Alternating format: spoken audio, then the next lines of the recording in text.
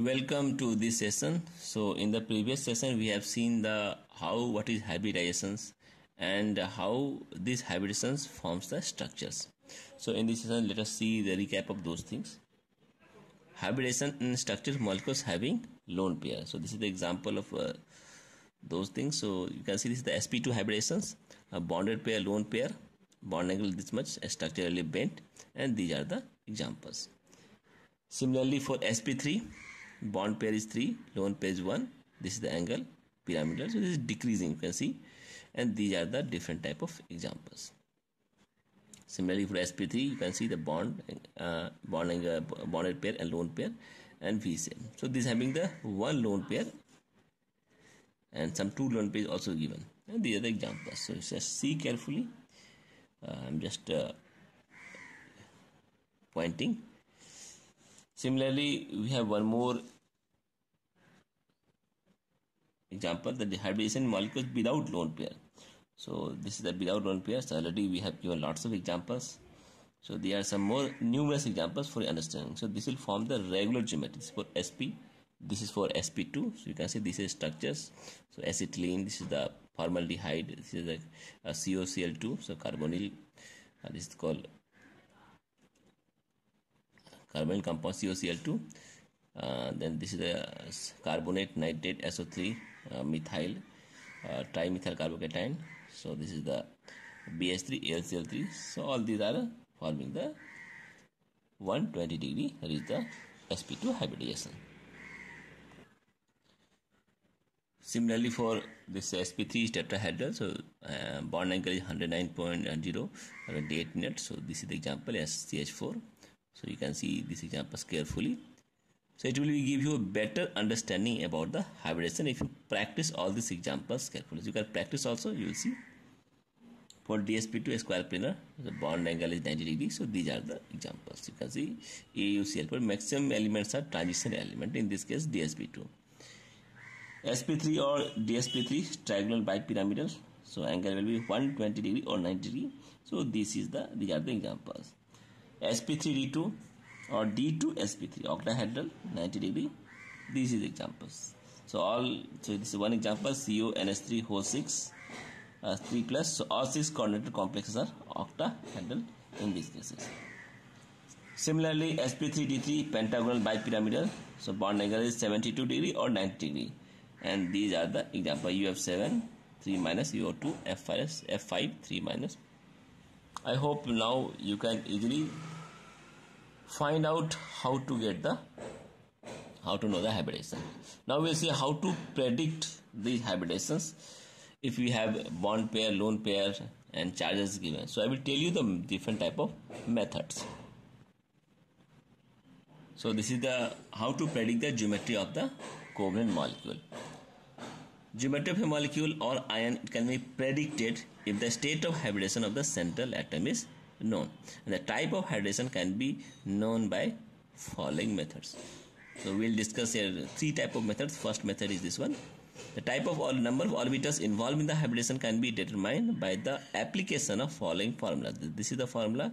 H is the hybridization, and half V plus M minus C plus A. So what is the meaning of these 3? So let us check it out. So H means number of orbitals involved in hybridization. V is the valence electrons of central atom. M is number of monovalent atoms linked with central atom. And C is charge on the cation. And E is the charge on the anion. So from the value of H, the type of hybridization can be predicted. So this is the H, 2, 3, 4, 5, 6, 7. This is the value. And 2 means sp hybridization, 3 means sp2, and 4 means sp3, 5 means sp3d, and 6 means sp3d2. So 3 plus 2 plus 1, 6. And 7 means sp3d3. So 3 plus 3, 6 plus 1, 7. So now we'll see the different type of molecules which are depicting these things. So type 1 is when the molecules are neutral, like VeCl3. Beryllium chloride. So valence electron is 2. Central atom I am talking. So V is 2. For beryllium is 2. M is 2. C is 0. So there is no cation charge. There is no anion charge. So right here H is equal to half 2 plus 2 minus 0 plus 0. So it will be 2. So hybridization is sp2 molecule will be linear. Similarly for BF3. For boron valence is 3. M is 3. So M is number of monovalent atoms. So monovalent atoms, fluorine is 3. So it is 3. And C0, A0. So if you solve it, you will get sp2 hybridization. It will be again trigonal planar. Similarly for CH4, so you can see, so number of valence electron is 4 and monovalent atom hydrogen is 4, Ca all 0. So if you solve it, you will get sp3. Again, this is a tetrahedral. For PCl5, V is 5, M is 5, Cl is 5. So this is a monovalent atom is 5, center atom 0. So if you solve it, you will get sp3d. And it is trigonal pyramidal. For SO3, so again you can see V is 6, sulfur 6, but monovalent atom is 0 because oxygen having divalent atom. Others 0. If you solve it, it becomes sp2. ClF4. So in this case, what happens? Valence electron 7, but monovalent atom is 3, Cl4, and C is 4. So for fluorine is 7. Fluorine is 7. Monovalent atom is 3. So C0, A0. So this is the ClF3. Note it down, not Cl4. By mistake is written. If you solve it, you will get the sp3 hybridization, sp3d hybridization.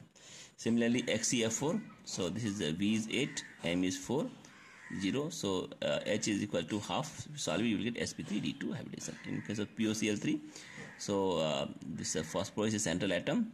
And monovalent atom is 3, so it becomes your sp3 hybridizations. Now type 2, when the species is cation, means it has charge. So in this case, what happens? Like ammonium, so you can see it as positive charge. So V is 5 and monovalent atom is 4 and C is 1. Just put the value, you will get sp3 hybridization, means it will be your tetrahedral. Similarly for water, so again we can just see positive charge, so oxygen having 6 and H having 3, so C is again plus 1, A is 0. If you solve it, you will get the sp3 hybridization. CH3 plus, so C is 4, M is your monovalent atom 3 and charge is 1, A is 0. So if you solve it, you will get sp2 hybridization because this is 3. Now type 3, when the species in an anion is, so anion, this is anion, so anion, you can see the 3 anions. So V is for carbon 4, monovalent atom is 0 and charge is again cation is 0, but anion is 2. Solve it, you will get sp2. For sulfate, you can see, if you sulfate, so in case of sulfate, V is 6, M is 0, C is 0, A is 2 because charge is 2. If you solve it, on solving, you will get sp3 hybridization. ICl4, so V is 7 because iodine is central atom, Cl is 4, C is 0, A is 1. On solving, you will get sp3 D2 hybridization. Now we will see second method. Second method says that the state of hybridization at a central atom in a molecule can be known by counting the number of sigma bonds and the number of lone pair of electrons of central atom. If adding the two, if the total is 4, the hybridization is sp3, and if this is total is 3, then hybridization is sp2. If this total is 2, the hybridization is sp. So we will see some examples to understand this one. Like beryllium chloride, so number of sigma bond is 2, number of lone pair of beryllium atom is 0, so 2 plus 0 will be 2. So hybridization is sp of BeCl2 and linear and bond angle is 180 degree. Similarly, check it out, DCl3. So how many sigma bonds are there? There are 3 sigma bonds, lone pair is 0, so total will be 3 plus 0, 3. Hybridization sp2, so BCl3e, this is trigonal planar and bond angle is 120 degree each. Now see CCl4. So in CCl4, what happens? Sigma bond is 4, lone pair is 0, so total is 0. So hybridization is sp3. Tetrahedral, bond angle is, this is the regular geometry of the bond angle. Similarly for ammonia, so sigma bond is 3, lone pair is 1, total is 3 plus 1, 4. Hybridization is sp3 and shape is triangular pyramidal, not tetrahedral. Mind it, this is not a tetrahedral. So bond angle is not 109. So it is below 160 degree 45. So just if one lone pair is there, so bond angle is roughly decreased by the 2. So this you have to keep in mind. So these angles are just based on the experimental. So next is water. So water number sigma bondage oxygen is how much? 2. Lone pair is 2. So total is 2 plus 2, 4. So hybridization is sp3. Since the angular or this is the shape is angular or V shape, it is not a tetrahedral, but hybridization is again sp3. So bond angle is not 109 degree 28 minute, but it will be since 2 lone pair is there, so roughly 4 is decreased. So we can see 4 degree 35 minutes. Now we will see the third steps. So follow the following steps in the deciding the type of hybridization. Step 1. Add the number of valence electrons of all the atoms present in a molecular ion. If the given species is a cation, subtract the number corresponding to the charge on the cation, and if the given ion is anion, then add number corresponding to the charge of the anion. Second step, number A. If total obtained in step 1 is up to 8, if total obtained in step 1 is up to 8, then divide it by 2, and the quotient and the remainder, and add both, that is x equal to q plus r. Q is the quotient and r is the remainder, that will give you x. Second step, if the total obtained in step 1 is between 9 and 56, if it is 9 and 56, then divide it by 8.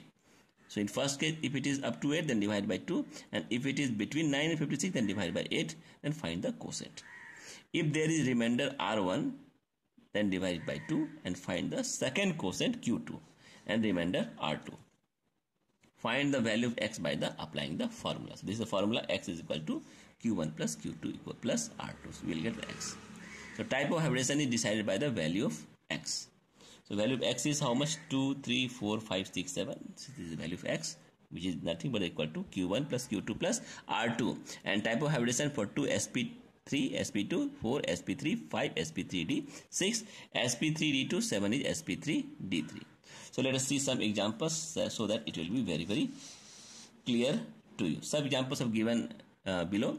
For carbon dioxide, total valence electron is how much? So 4 plus 6 into 2, there are 2 oxygen atoms, so it will be 16 electrons. So it is divided by the 8 because it is more than 8, so it will be 2. So hybridization is sp. For water, valence electron, oxygen is, hydrogen is 2, oxygen is 6, 8. So 8 by 2 because it is less than 8. So we are dividing by 2. So 4 means sp3. NO2 minus. So total valence electron is 4 nitrogen 5, oxygen is 6 into 2. So forget anion, this is a charge. So you will get 17. Charge of anion is 1. So add 1. So 17 plus 1, 18. Now 18 by 8, you will get quotient 2. R1. So R1 is your 2, and 2 by 2 equal to 1. That is the Q2. So X is equal to 2 plus 1, 3. So hybridization will be your sp3. So I hope you have understood 2. So 2 means nothing but the 8 into 2, 16. So we have divided 18 minus 16. So then you will getting 2 answer. Now divided by 2, you will get Q2. Similarly for carbonate, total valence electron is 4 and 3 oxygen atom 22. Add 2, so it becomes 24. So divide by 8, you will get 3. So this is the sp3 hybridization. Similarly for SF4, 6. So total valence electron is how much? It is 6. This is 6 into 7, 48. And 48 divided by 8, you will get 6. So sp3 d2 hybridization.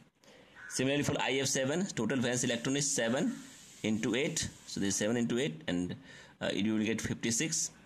So 56 into 8, 7. So it will be sp3 3d2 d3 hybridization. So next example is Cl4 negative. So this is your negative charge. So total valence electron is 7 plus 6 into 4. So 6 into 4, 31. Charge on anion is 1. After adding 1, it becomes 32. So 32 by 8, 4. So it is fully divisible. So it becomes sp3. Similarly for the CS3 plus, total valence electron is 4 plus 3, 7. Charge on cation is 1. So 1 means after subtracting. So if you subtract 7 minus 1, you will get 6. So divide by 2, it is less than 8. So you will get 3. So it is fully divisible, sp2 hybridization. Similarly XeF2, so total valence electron is at 8 and 7 into 22. So 22 by 8, so you will get 2q1 plus 6r1. So how we are getting 6? So it will be 22 divided by 16, because 16 is divided by the 8. So after dividing 22, so you will get 16 is fully divisible. So 2 is the quotient, and 22 minus 16 will R1. So 6 by 2, so again we will get 3, so again we will get second Q2. So x is equal to Q1 plus Q2, so it will be 2 plus 3, 5. So hybridization sp3d hybridization. Similarly, XeOF2, so total valence electron you can see for xenon is 8 and oxygen is 6, and there are 2 fluorine, so 2 into 7 total is 28. So 28 is more than 8 you can see, so you divide by 8. So 28 8 is 3 Q1 and 4, how it is 4? So the nearest multiplication of 8 is how much? 24. So 24 means if you are dividing by 8 you will get 3, and 28 minus 4, so this is nothing but the 28 minus 24, you will get 4. So 4 R1. So divide by 2. So on dividing you will get the 2 second quotient, add this one Q1 plus Q2. So x is equal to, you have to take Q2 not R. So 3 plus 2 5, so hybridization will be sp3d. So these are the 3 methods to find the hybridization. Choose any methods and you will get the answer.